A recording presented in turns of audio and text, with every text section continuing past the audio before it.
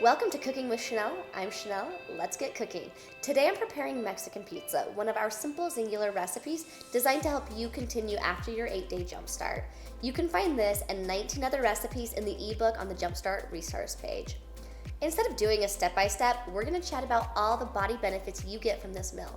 For the step-by-step, head over to Zingular's blog. Today I'm going to be talking about how to get your pizza back on your menu and into your diet. I know pizza and diet in the same sentence sounds blasphemous, but today we're going to change that with this nutrient-packed Mexican pizza. A lot of the carbs in traditional pizza are packed right into the crust. So just swap out the crust along with a few other ingredients and you're gonna have yourself a delicious, nutritious pizza in no time. Today we're gonna be using brown rice tortillas for the crust, a great gluten-free, low-carb option, but you can also use like a store-bought low-carb crust or a cauliflower crust. We're using salsa instead of pizza sauce. Then we're going to be topping it off with a variety of vegetables, helping you get in all those necessary nutrients.